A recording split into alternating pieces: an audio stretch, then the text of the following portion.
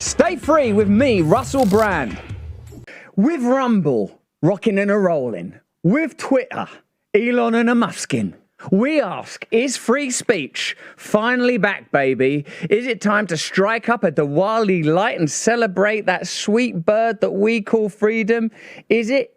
That's what we're asking you. We live in a time of shifting narratives, of shifting tales. Now that Elon Musk has got Twitter by the wings, pulling it about by the feathers, will it really change? We're going to be asking a lot of questions. What did he mean by that kitchen sink? Do you see Elon as a great hero? Let me know in the comments. Let me know in the chat. Let's see how our friends over on the mainstream media reported on Elon Musk's takeover. Obviously, they're the people, I suppose, that have the most to lose. That's what's assumed. Let me know in the chat if you think this. It's like the mainstream media are against Elon Musk because what? Because he's a sort of seems to be a free speech advocate. You feel that under Elon Musk's stewardship, the Hunter Biden laptop story would have been released, not suppressed in the manner that it was. Are all these CIA dark ops folks going to get booted out? What is the concern that Alex Wagner on The Tonight Show, I'm sure that's how it's pronounced, on The Tonight Show has? We'll look at the mainstream media news reporting on Musk. Breaking news tonight as it appears that Elon Musk has sealed the deal to take over Twitter. And this morning, he tweeted a message to advertisers using way more than 280 characters, I must add, where he promised that, quote, Twitter obviously cannot become a free-for-all hellscape. Yeah, you don't have free-for-all hellscape. No, bit awful, wouldn't it? Free-for-all hellscape. I was so impressed by Tim Pool's celebratory tweet on learning that Elon's taken over. Let's have a look at that. You'll be familiar with it. Tim Pool simply posting the word ivermectin. Like, is there a single word that better sums up the transition that's just taken place? Let me know if you think it's good news, or is there more complexity to it than that? Certainly the narrative is shifting. The narrative around COVID is shifting. Do you feel sometimes that you're being invited to forget the news? Elon Musk has sealed the deal to take over Twitter. Right now, without further ado, speak to Mint Press's most glorious and golden son, the Scottish Alan McLeod. Hello, Alan. You're right, guys. How are you doing? Actually, we feel pretty upbeat and pretty happy. Now, there's been plenty of opposition to Musk's takeover, hasn't there, all over the mainstream media. Does that include government opposition, in your opinion, Alan? Well, clearly, I mean, just this week, I mean, it's official. Elon Musk now owns Twitter. Does he? But there was lots of reporting going on in the last couple of weeks saying that the US government, the Biden administration, was actually conducting a national security review of the purchase beforehand. They were basically saying, like Bloomberg, for instance, said that the Biden administration was a bit worried, and I'm quoting here, as they see his increasingly Russia-friendly stance.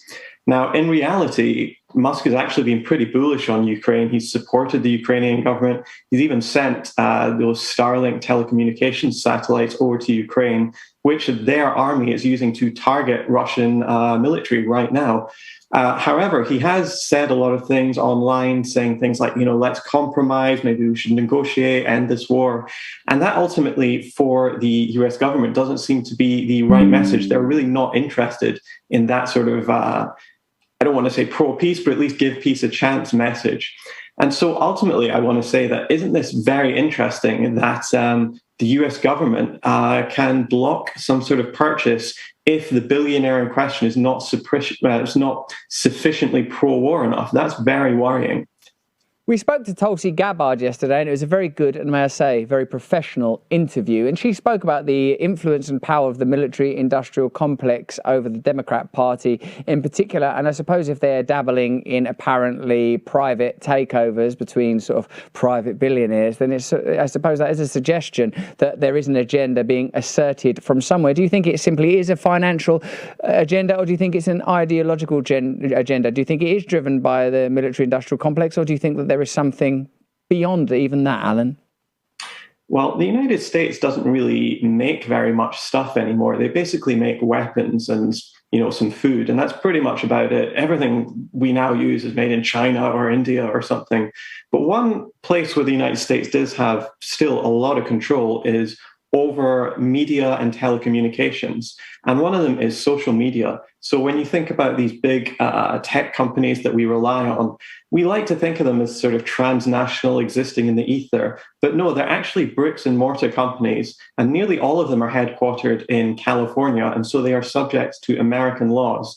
And not only that, my research over the past couple of years into big tech companies and who is actually making the decisions about content, moderation, trust, and security really was very shocking to me and to people who've read it. I was really interested in this when the big tech companies basically decided en masse to ban Donald Trump. I really wanted to know who was actually making the decisions, but they're really opaque. And I couldn't really get any sort of answers or any sort of information off of their websites. Didn't you consider trying a little bit harder and stop being so lazy? Now, what will be the repercussions for the security agencies working inside Twitter that you've written about in your, some are saying not hard enough, working investigative journalism career? What will happen to those embedded CIA, FBI type agents, please, mate? Well, ultimately, I don't know. If people aren't aware, Twitter is absolutely chock-a-block full of FBI, CIA, and NATO agents, or ex-CIA NATO agents. For instance, Dawn Burton in 2019 left her job as an FBI special agent, and then she just was parachuted into Twitter and became the senior director of strategy and operations for public policy, trust, and safety. And there are many more examples like this. For instance, one of the chief people on Facebook's trust, safety, and moderation team is Aaron Berman, who until 2019 was one of the most senior CIA agents going. He was actually writing the presidential daily briefs that Obama and Trump read every day, although I think Trump just had them read out to him, actually. But ultimately, a lot of people really don't understand how deeply embedded national security. Trump said those things was boring. Like, he didn't want to read those briefings. That's what we had some. We did it. You're not the only one doing investigative journalism, Alan. We are as well. And one of the things we investigated and then journaled was that Trump finds them things boring, and they used to pretend that he was in them to keep him. Hey, you lot have been doing that to me, I've noticed. Well, it's a good bit of news about you, Russell. Go on, tell me a bit more about that. And here's some other news. Elon Musk over Twitter. Oh, really? Should we go with the Elon Musk one? So, yeah, they are deeply embedded and they are high-level officials. So this is not just some, I don't know, like it's beyond a revolving door. It's an amorphous and diaphanous connection, a sort of symbiosis that's ongoing that challenges the very idea of them being separate entities.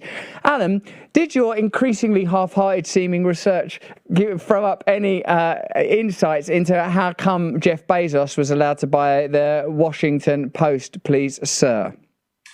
Well, I think ultimately a lot of people in Washington don't really like Elon Musk. He's not exactly an outsider. I mean, he's literally the richest man in the world, after all.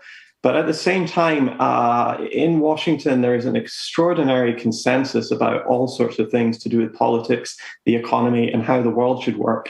Ultimately, Musk is a bit of a loose cannon in that sense. He'll just throw out anything, and on Monday he'll say this, on Tuesday he'll say this, and it's quite hard to keep him under wraps.